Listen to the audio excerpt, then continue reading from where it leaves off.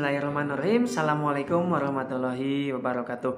Sebelum kita memulai pembelajaran hari ini, marilah kita biasakan berdoa terlebih dahulu. Berdoa, mulai.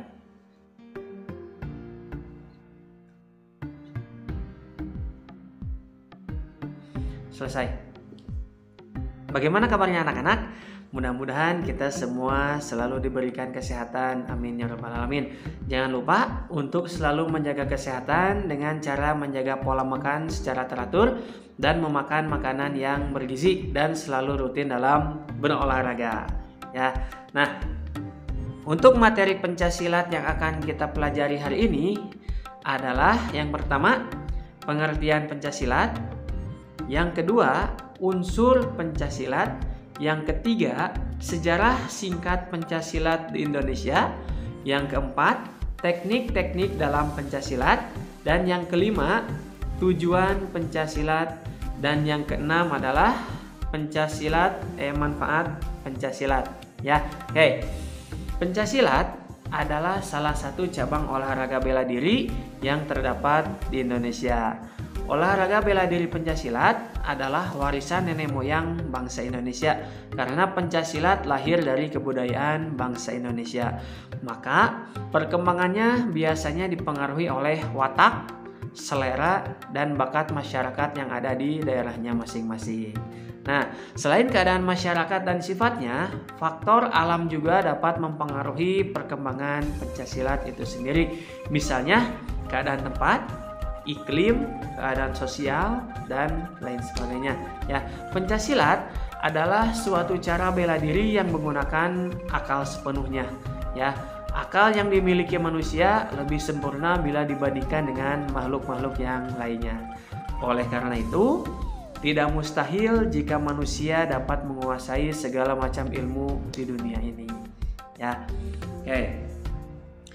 Oke anak-anak, kita akan mempelajari materi pertama yaitu pengertian pencaksilat. Ya, oke. Apa sih Pak pencaksilat itu? Nah, pencaksilat adalah suatu seni bela diri tradisional yang berasal dari Indonesia yang bertujuan sebagai pertahanan diri dan kemandirian. Pencaksilat berasal dari dua kata, yakni penca dan silat. Nah, pengertian penca ialah gerak dasar bela diri dan terikat dengan peraturan, sedangkan silat berarti gerak bela diri sempurna yang bersumber dari kerohanian. Nah, istilah silat dikenal secara luas di Asia Tenggara, akan tetapi khusus di Indonesia istilah yang digunakan adalah pencaksilat. Istilah ini digunakan sejak tahun 1948 untuk mempersatukan berbagai aliran seni bela diri tradisional yang berkembang di Indonesia. Nama penca digunakan di Jawa, sedangkan silat digunakan di Sumatera, Semenanjung Malaya, dan Kalimantan. Ya, dalam perkembangannya, kini istilah penca lebih mengedepankan unsur seni dan penampilan keindahan gerakan, sedangkan silat adalah inti ajaran bela diri dalam pertarungan. Ya, oke. Yang kedua, kita masuk ke unsur pencaksilat. Unsur pencaksilat memiliki beberapa unsur di dalamnya, yakni terdapat kesenian, olahraga, bela diri, persaudaraan menuju persatuan, dan pendidikan mental rohani. Ya, nah itu. Oke, yang ketiga adalah masuk ke sejarah singkat pencaksilat di Indonesia. Pada tanggal 8 Mei 1948 terbentuk Ikatan Pencaksilat Indonesia atau disingkat IPSI. Kini IPSI tercatat sebagai organisasi silat nasional tertua di dunia. Sejarah singkat pencaksilat di Indonesia sendiri sudah ada sejak sangat lama, namun baru kelihatan dengan sangat jelas ketika berdirinya organisasi pencaksilat atau IPSI. Ya. Nah, sebelumnya di daerah Sumatera lebih dikenal dengan istilah silat, sedangkan di tanah Jawa kebanyakan dikenal dengan istilah pencaksilat. Ya. Sedangkan organisasi silat internasional adalah pencaksilat atau disebut dengan Persekutuan Pencaksilat Antarbangsa yang didirikan di Jakarta pada tanggal 11 Maret tahun 1980 adalah satu-satunya organisasi internasional pencaksilat di dunia, ya.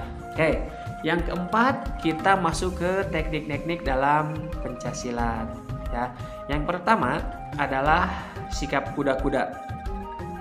Nah, sikap kuda-kuda adalah sikap dasar dengan posisi kaki tertentu sebagai dasar tumpuan untuk melakukan sikap dan gerakan bela serang. Ya. Yang kedua adalah pukulan. Pukulan dalam pencaksilat adalah serangan yang dilakukan menggunakan tangan kosong sebagai komponennya. Nah, yang ketiga adalah sikap tangkisan. Nah, sikap tangkisan adalah suatu gerakan untuk menangkis serangan lawan. Dalam tangkisan ada tangkisan atas, ada bela tengah, silang atas, tangkisan luar dan tangkisan bawah, ya. Untuk yang keempat adalah sikutan. Sikutan adalah serangan dengan menggunakan sikut tangan, biasanya ke arah kepala lawan, ya. Efektif digunakan pada saat jarak lawan sangat dekat. Selain menyerang, sikutan bisa juga digunakan menjadi tangkisan, ya. Oke, yang kelima adalah tendangan. Tendangan merupakan teknik dan taktik serangan yang dipergunakan untuk jarak jangkau jauh dan sedang, ya, dengan mempergunakan tungkai sebagai komponen penyerangan, ya. Yang keenam adalah sikap pasang. Nah, sikap pasang adalah suatu sikap siaga untuk melakukan pembelaan atau serangan yang berpola dan dilakukan pada awal serta akhir rangkaian gerakan, ya. Dan yang terakhir adalah hindaran. Nah, hindaran adalah suatu gerakan untuk menghindar dari gerakan lawan atau dari serangan lawan, ya. Nah, itulah sedikit teknik-teknik yang ada dalam pencaksilat. Nah, yang kelima kita masuk ke tujuan pencaksilat, ya. Secara umum, tujuan diadakan atau melakukan olahraga pencaksilat adalah yang pertama, manfaat pencaksilat adalah sebagai wadah bagi generasi yang mempunyai hobi olahraga, khususnya bela diri, untuk menyalurkan bakat dan minatnya, ya. Yang kedua, manfaat pencaksilat adalah membentuk masyarakat berjiwa sehat, berpikir cerdas, dan berprestasi, ya. Yang ketiga, manfaat pencaksilat adalah membentuk dan mendidik kader-kader bangsa memiliki sikap kesatria, berani membela kebenaran dan keadilan, ya, serta disiplin yang tinggi serta tanggung jawab lahir dan batin. Oke. Yang keempat, manfaat pencaksilat adalah mendidik generasi mudah agar tidak terjerumus pergaulan bebas dan penggunaan obat terlarang, ya. Yang terakhir, manfaat pencaksilat adalah mendorong dan menggerakkan masyarakat agar lebih memahami dan menghayati langsung hakikat dan manfaat olahraga pencaksilat sebagai kebutuhan hidup, ya. Oke. Yang keenam, kita masuk ke manfaat dan nilai positif pencaksilat, ya. Nah, olahraga tidak hanya bermanfaat untuk orang dewasa, tetapi juga bagi anak-anak yang sedang dalam masa pertumbuhan, ya.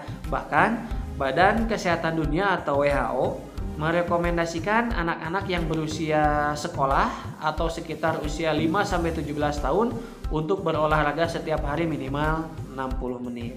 Nah, beberapa nilai positif yang diperoleh dalam olahraga bela diri pencaksilat adalah yang pertama, untuk menjaga daya tahan tubuh, ya, agar tidak mudah sakit. Yang kedua, untuk menurunkan resiko penyakit kardiovaskular atau jantung, ya. Yang ketiga, untuk meningkatkan kinerja fisik, ya. Yang keempat, untuk membangkitkan rasa percaya diri, ya. Yang kelima, untuk melatih ketahanan mental, ya. Yang keenam, untuk mengembangkan kewaspadaan diri yang tinggi. Yang ketujuh, untuk membina sportivitas dan jiwa kesatria, ya. Dan yang terakhir, untuk disiplin dan keuletan yang lebih tinggi.